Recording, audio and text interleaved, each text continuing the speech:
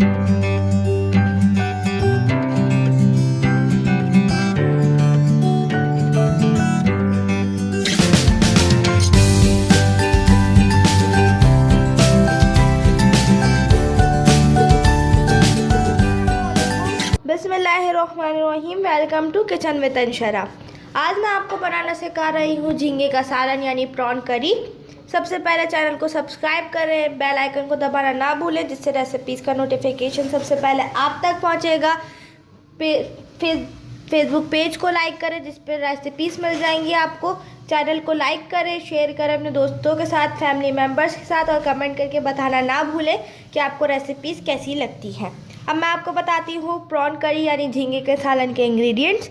इसके लिए मैंने लिया है 250 ग्राम झींगे, 1 टेबल स्पून लहसुन अदरक, 1 प्याज ली है, इसको काट लिया है पतला पतला स्लाइस में, 1 टेबल स्पून लाल मिर्च, 1 टीस्पून गरम मसाला, 1 टीस्पून हल्दी, 1 टीस्पून नमक। पतीली ली है, इसमें डाला है आधा कप तेल। इसमें डालेंगे प्याज। अब प्याज को करेंगे गोल्डन ब्राउन यानी इसको तकरीबन 1 से 1.5 मिनट तक पकाएंगे ताकि इसका गोल्डन ब्राउन कलर आ जाए। प्याज फ्राई हो चुकी है गोल्डन ब्राउन। अब इसमें डालेंगे लहसुन अदरक, इसको भून लेंगे, इसमें से खुशबू आने लगे अच्छी सी। अब इसमें डालेंगे टमाटर, ये ऑप्शनल है, आप डालना चाहें तो डाल लें, ना डालना चाहें तो ना डालें। इसको मिक्स कर लेंगे इसमें। अब इसमें डालेंगे झींगे,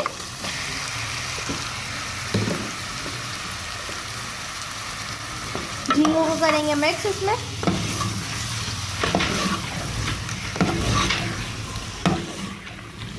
अब इसमें डालेंगे सारे मसाले, लाल मिर्च, हल्दी, नमक, गरम मसाला और इसको करेंगे मिक्स, भूनेंगे इसको। अब इसमें डालेंगे 2 टेबल स्पून पानी ताकि ग्रेवी जो बना रहे हैं वो जले ना नीचे पतीली में। और इसको करेंगे मिक्स और टमाटर गलने के लिए इसको तकरीबन 5 मिनट के लिए छोड़ देंगे।